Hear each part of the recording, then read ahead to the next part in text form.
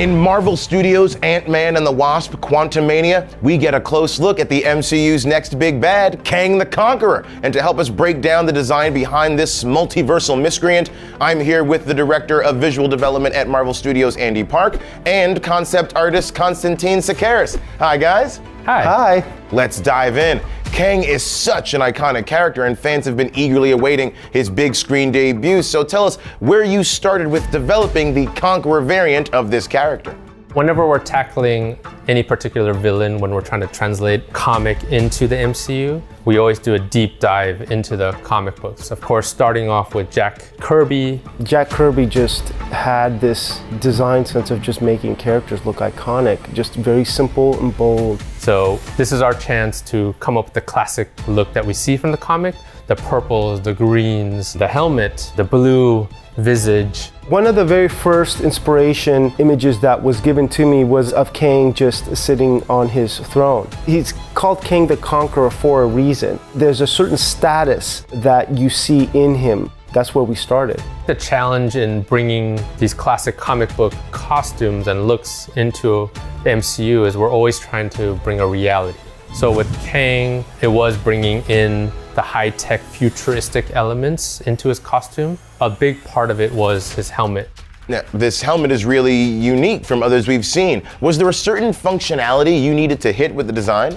Whenever we design helmets, it's always such an important element to the costume, because at the end of the day, that's what we're looking at, right? In the original Jack Kirby design, he's got more of like a sort of like toaster square helmet. That started to become a little bit not as functional. We had played with adding a clear face shield that allowed then the actor to not have something on his face or cover up his face. It was very important for Peyton and the leadership of Marvel to not lose his performance. And even the question of, will his face be blue or will it just be Jonathan Majors? We explored both, everything from having blue lights emit from the sides of the helmet in towards the face, projecting and giving him a blue tinge, to, more the high-tech elements of maybe kind of an energy shield that kind of conforms to the face, that gives him a blue look. We explored a lot of different textures, different hues of blues. In the end, it was like, how much can we still see Jonathan Majors' face without seeing the sort of like blue face shield? So in the end, it was just something very simple. Simple but so very effective. Now, what other details did you focus on to help craft the narrative of Kang's backstory? Yeah, the look that we're going for is more the Conqueror Kang. So he really has like this regal kind of quality to him with the cape, the robes that harken back to conquerors of the past in human history. But then we also wanted to infuse suggestions of this is a Kang from the future that has access and developed high weaponry, high sophisticated technology.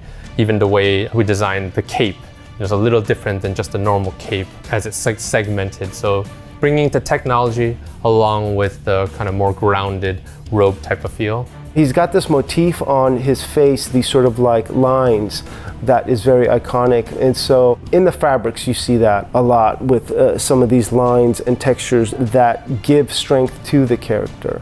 Can you tell us more about the design decisions behind the lines on his face? In this respect, you have two sort of like vertical line designs, meaning he's got the scars on his face, and then when you do see him with a sort of like blue face guard, you've got tech lines. A lot of different kind of patterning was done by the different artists.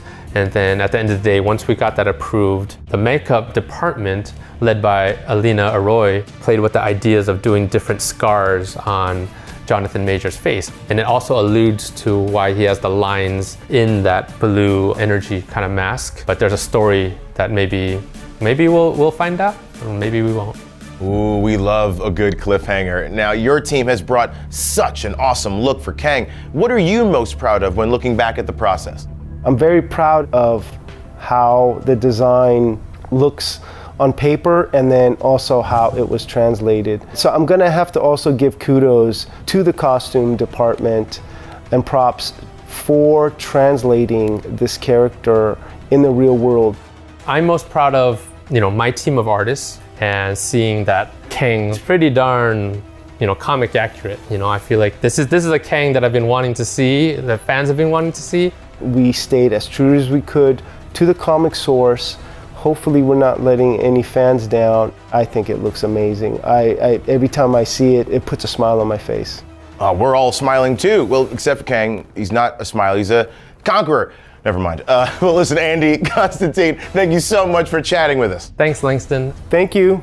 And of course, everyone, go experience Marvel Studios' Ant-Man and the Wasp: Quantumania in theaters now.